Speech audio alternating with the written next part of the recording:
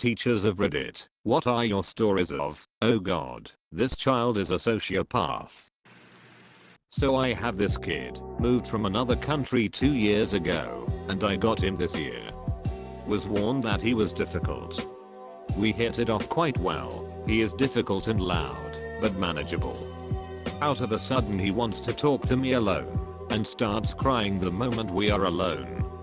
He starts to tell me his life story, from being neglected by his stepfather, who is abusive towards him, and that social services were already involved, so they moved and so on. But he didn't want me to do anything in case it got worse. I got in touch with the psych team and my boss, and we were discussing how to move forward. We decided to talk to the parents first to get a feel for the situation, so I invited them for a talk and holy shit, the mother was nearly burned out. The stepdad started crying, because apparently their son was tyrannical, and making their lives a living hell. I was not expecting this. I was an assistant at a licensed care center. There was a room, 3-year-olds, that was problematic. There were 4 children that were very problematic out of the 10 regulars who came every day. One of the boys caused chaos because he thought it was funny. He laughed when he hit someone, or when he ran around the room throwing chairs and knocking playsets down. One time, I was putting him down for a nap and he looked me dead in the eye and said, "I want to tie you up." Not the craziest here, but hearing a 3-year-old whisper that to you with a tiny smile in a locker room is definitely concerning. I currently have a student in my special ed academic support class who is just so manipulative. My colleague and I, mostly, joked how he's probably drowned a cat, just to watch it die or something just as serial killer-esque. He's habitually truant, so most of the time, he's not a problem, but he really knows how to manipulate everyone around him. He's not smart enough to manipulate adults effectively yet, but he can get the other students going. He instigates things with students who are much less intelligent than he is, and then plays the victim. He gets away with it because the other students aren't cognitively able to give their side of the story. He lies constantly about banal things.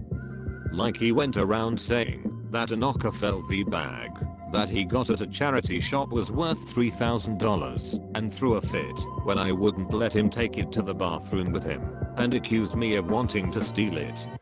The next day, he admitted he knew it was fake.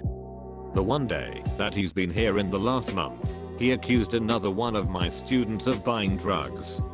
It turns out that the cognitively disabled boy that the little sociopath manipulates did, in fact, steal marijuana from his mother and put it into this girl's bag in the morning. She found it there and didn't know what to do with it, so she left it. This little bastard came up to me and told me about this nefarious drug deal that happened in the morning, and this girl had her things searched and ended up suspended, and her parents grounded her for 6 months. She is miserable coming into school every day. He hasn't been back to see the damage, but I'm sure that he'll be excited when he sees that he spread misery. I'm so happy every day his name appears on the absence list. This child will appear out of nowhere, drop a bomb on the classroom, and then disappear for weeks. It's almost insidious. It doesn't compare to some of these stories. But I work in a preschool class and I just know some of these kids will be serious trouble when they grow up. There's one little boy who lives to taunt and hurt the other kids. Anytime you discipline him, he physically attacks you, throws chairs at you, and screams bloody murder like you're hurting him. I have another boy who does almost the same, except he also loves to tell you that you must not love him anymore anytime you discipline him. He does it just to manipulate. It's so twisted. I teach dance and had a 6-year-old I'll never forget. For the record, all 6-year-olds are terrible. Developmentally they're all starting to flex their egos, and it can be a mess of personalities. But here's a collection of things that occurred that made me realize this child was a sociopath. I'll call them A had a child fall all asleep in the middle of class. Poor thing didn't get a nap, that day and just flat out passed out in the middle of dancing. I picked her up and placed her on the side, and she slept through class. Next week A spends the whole class pretending to fall asleep. The fact that they had remembered the previous week and knew to emulate the behavior is very odd for that age. Fake cries on a dime anytime I tried getting her to follow along with class. Absolute crocodile tears. Dry face. Isn't allowed to be the line leader cause they were it last week. Fake tears. Isn't allowed to guess the Disney song because another student already guessed it. Fake tears. Anytime they didn't get to be the special kid. Fake tears. Had them sit out once due to not following instructions after giving a clear, if you do X one more time you will sit out, and then following through. Proceeds to start whining like a goddamn dog because she claims a student kept staring at them. Complete disruptive. Turns out one of my students is autistic and the fake crying and whining A was doing for attention was overstimulating them. Was a freaking feedback circle of these two triggering each other for a whole year. What really got me though was A came up to me and said they had a rash and need to sit out. This is after they spent 10 minutes suckling their arm to make it appear they had a rash. Told grandparent after class and they just they've been doing that. What? How does a 6-year-old have the wherewithal to plan out faking a rash like that? At the end of the year the mom gave me a gift card and a note that basically said thank you for putting up with my child. Obligatory not a teacher statement. I had a friend in high school. He was in my physics class and we were in the same social groups, who had a very aggressive personality. He used to make pipe bombs, played firecracker tag, where you throw firecrackers at each other, and was an avid hunter. He used to joke about chasing cats down in his truck on the way to school, and we all sort of brushed it off as trying to seem edgy. He also had these eyes that would go empty and cold when he was angry, which should have clued us all into what kind of person he was. We graduated and were in our early 20s when he officially snapped. He had an ex-girlfriend that he couldn't get over, and she was seeing a guy that Buddy didn't like at all, and found out they were heading to another city a few hours away with a group of friends.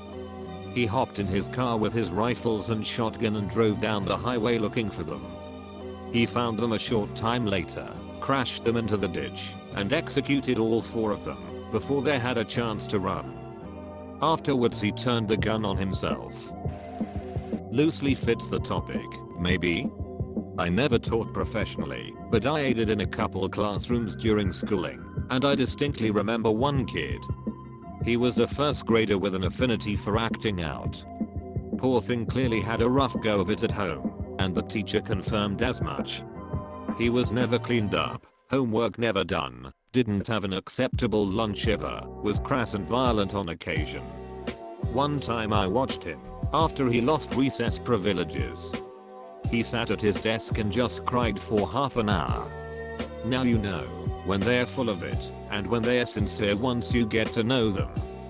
He was crocodile tearing, but also murmuring about how his life was terrible, and he just wanted to play with everyone, that he didn't mean to be bad. He never said anything outwardly shocking, but I remember sitting there and trying not to emotionally console him per head teacher's instructions. She was certainly hardened to that type of behavior and perhaps wiser, but I think what he needed was someone to listen and be kind. It's hard to look at someone so young and know statistically they are going to struggle emotionally for a long time. I wish there was something you could do for kids in his position, but he'll likely continue to fly under the radar of any prominent help as is far too common in society. Kid broke his hand punching a wall at his house. The next day, he came to school with a cast on where he spent 99% of his time trying to take it off. Finally, he punched the cooler door in the cafeteria enough times and hard enough that the cast broke into pieces. This kid was 11 at the time. How he was able to withstand the pain is beyond me. In the middle of a lesson, One of my high school students raised his hand and asked, "What's the weirdest thing you've used to kill a bird?" I stopped and said, "What's the weirdest thing you've used to kill a bird?" He shrugged and said, "Probably a yellow wiffle ball bat." My cousin used a tennis racket once